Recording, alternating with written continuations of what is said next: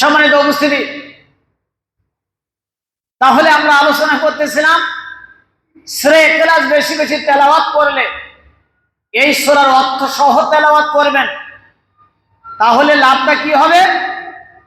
আপনার ভিতরে একটা কোয়ালিটি তৈরি হবে, আল্লাহর গুণ, আল্লাহর সিফাত, আল্লাহর স্বভাব, আল্লাহর জন্ম পরিচয়, আল্লাহর নসবনামা, আল্লাহ কিসের তৈরি, কিভাবে দুনিয়াতে তিনি সৃষ্টি করেছেন, আল্লাহর কোনো দোসর আছে কিনা, এভরিথিং যত আল্লাহর পরিচয়, আল্লাহর আলোচনার বিষয়গুলি সূরা ইখলাসের ভিতরে আল্লাহ চমৎকার করে এখানে সব ঢুকিয়ে দিয়েছেন। সুবহানাল্লাহ।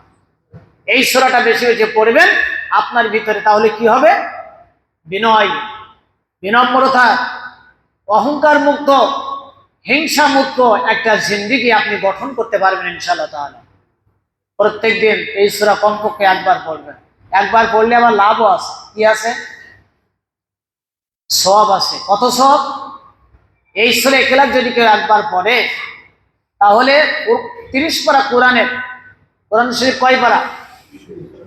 এর 1/3 অংশ 10 পারার সমান সওয়াব আল্লাহ আমল নামায় মুহূর্তে দান করে দিবেন। এই জন্য বিশ্বনবী বলেছেন, যেই ব্যক্তি সূরা ইখলাস পড়ল, যেই ব্যক্তি সূরা ইখলাসের প্রথম আয়াতটা তেলাওয়াত করল, কুল হু আল্লাহু আহাদ, এই পাঠ করার সঙ্গে সঙ্গে আল্লাহ রাব্বুল আলামিনের ভালোবাসা তিনি অর্জন করতে পারল, আর এই ভালোবাসা তাকে জান্নাতে প্রবেশ করাবে। সুবহানাল্লাহ। আল্লাহ নবী বলেছেন, যে ব্যক্তি সূরা ইখলাস পাঠ করার মাধ্যমে আল্লাহর ভালোবাসা বেশি বেশি অর্জন করা যায়, আল্লাহর সন্তুষ্টি অর্জন করা যায়, আর যেই ব্যক্তি আল্লাহর সন্তুষ্টি অর্জন করবে, ওই লোকটা জান্নাতি হয়ে যাবে, জান্নাতে প্রবেশ করবে। আর শুধু তাই না, সূরা ইখলাসকে যে মহব্বত করলো, নবী বলল, যে সূরা ইখলাসকে মহব্বত করলো সে জান্নাতে প্রবেশ করলো। নবীজি বলেছেন, সূরা ইখলাস যেই ব্যক্তি বেশি বেশি তেলাওয়াত করবে, তেলাওয়াত করলে বালা মুসিবত, বিপদ মুসিবত, আপনার মাথার উপরে বিপদের পাহাড় চেপে বসেছে, চারিদিকে বিপদের ঘোর অন্ধকারে আপনাকে ঘেরাও করেছে, চারিদিক থেকে প্রাচীরের মতো আপনাকে বেষ্টন করে রেখেছে। আল্লাহর নবী বলল, যেই ব্যক্তি সূরা ইখলাস তেলাওয়াত করবে, যেই ব্যক্তি সূরা ইখলাস মহব্বতের সাথে তেলাওয়াত করবে আল্লাহর খুশির জন্য, চারিদিকে যত বিপদের প্রাচীর, যত ঘোর প্রাচীর তার চারিদিকে আছে, আল্লাহ রাব্বুল আলামিন মুহূর্তের ভিতরে এইগুলি সরাইয়া দিবে। এরপরে নবীজি আবার বলেছেন, যেই ব্যক্তি সূরা ইখলাস তেলাওয়াত করবে, একটা সহিহ মুসলিমের হাদিস, যেই ব্যক্তি 10 বার সূরা ইখলাস তেলাওয়াত করবে, আল্লাহর নবী বলল, সূরা ইখলাস যদি আপনি 10 বার তেলাওয়াত করেন, তাহলে আল্লাহ রাব্বুল আলামিন আপনার জন্য জান্নাতে একটা প্রাসাদ নির্মাণ করে দিবে। জান্নাতে প্রাসাদ নির্মাণ করে দিবে। সহিহ বর্ণনা। সূরা ইখলাস কয়বার পড়তে হবে? 10 বার। এই 10 বার পড়তে কি খুব বেশি সময় লাগবে? খুব বেশি সময় লাগবে না। সূরা ইখলাস যদি একবার পড়লে 10 পারার সমান সওয়াব হয়। সূরা ইখলাস যদি কেউ খাস দিনে যদি 3 বার যদি কেউ সূরা ইখলাস যদি তেলাওয়াত করে সওয়াবের আশায়, আল্লাহর নবী বলল, সূরা ইখলাস 3 বার তেলাওয়াত করার সঙ্গে সঙ্গে 30 পারা কোরআন শরীফ খতমের সওয়াব আল্লাহ তাআলা আমলনামায় দান করে দিবে। একবার পড়লে 10 পারা, 2 বার পড়লে 20 পারা, 3 বার পড়লে 3 দশকে কত হয়? এই 3 দশে 30 পারা কোরআনের সওয়াব আল্লাহ সুবহানাহু ওয়া তাআলা আপনাদের আমলনামায় মুহূর্তের ভিতরে দিয়ে দিবেন। তাহলে আমল তো সহজ, জান্নাতের রাস্তায় এমন কঠিন কিছু না, যদি একটু বুঝে সুঝে আমল করা যায়। সুবহানাল্লাহ বলবেন না? তার কারণ হলো, আমরা যদি বুঝে আমল করতে পারি, হিসাব করে আমল করতে পারি। সূরা ইখলাস আজকে থেকে নিয়ত করি, সকালে আমরা ফজরের নামাজ পড়া 3 বার সূরা ইখলাস পড়া বাড়ি থেকে বের হব।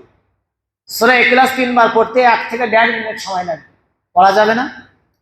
কষ্ট হবে, সময় নষ্ট হবে বেশি।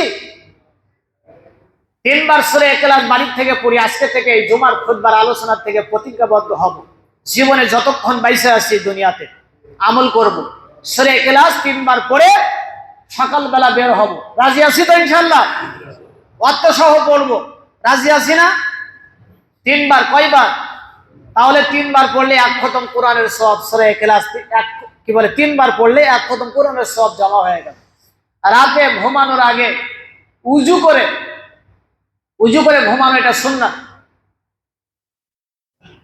কারণ কেউ যদি উজু করে রাতে যদি ঘুমায় যায়, এই অবস্থায় যদি সুন্নতি নিয়তে সুন্নতি কায়দায় শেষ হয়ে গেল, যদি এই অবস্থায় মারা যায়, হাদিসে এসেছে আল্লাহ পাক তাকে শাহাদার মর্যাদা আল্লাহ পাক নসিব করে দিবেন, ইমানি মৃত্যু আল্লাহ নসিব করে দিবেন।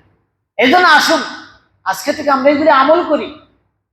রাতে কি উজু করে ঘুমাইতে কি পয়সা খরচ হবে? কথা বলে না। কিন্তু আমাদের ব্রেন তো খায়া ফেলছে, সবকিছু শেষ করছে মোবাইলে। কে কথা ঠিক কিনা? মনটা বড় বেজারও হয়ে যাচ্ছে। এইগুলি বাদ দিয়েন, আজকে থেকে নিয়ত করেন উজু না করে রাতে ঘুমাবো না ইনশাল্লাহ। রাজি আছে কিনা?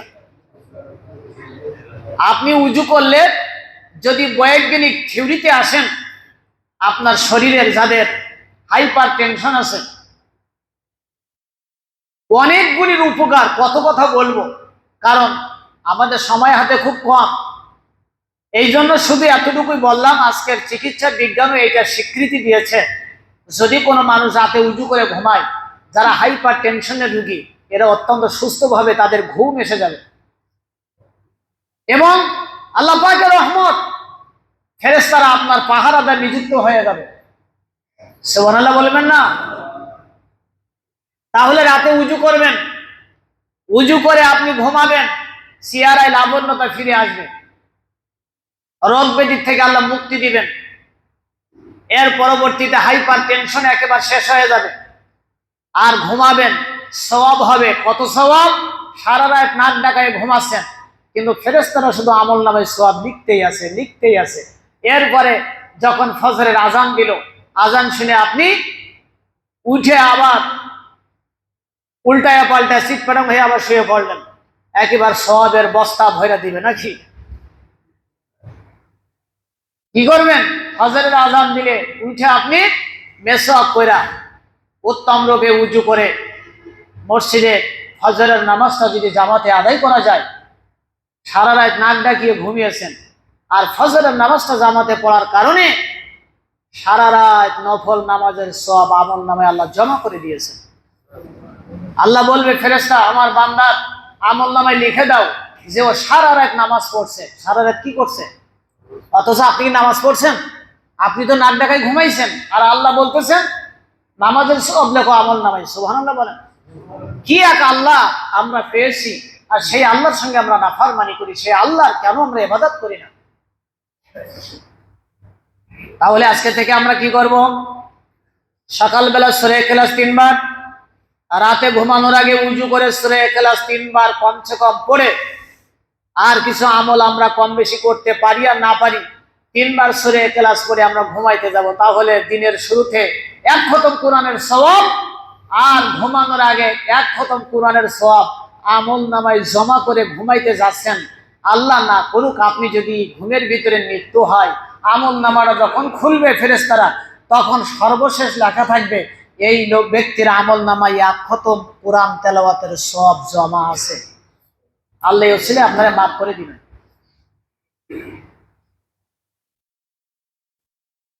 তাহলে আজকে থেকে ইনশাআল্লাহ তাআলা আমরা আমল করব। রাজি আছি না? সূরা ইখলাসটা কয়বার পড়তে হবে বলুন তো? কয়বার? 3 বার পড়বো। আরো বেশি বার পড়লে আরো বেশি ভালো। 10 বার পড়লে কি হবে? জান্নাতে তার জন্য একটা প্রাসাদ নির্মাণ করা হবে। হাদিস সহিহ মুসলিম।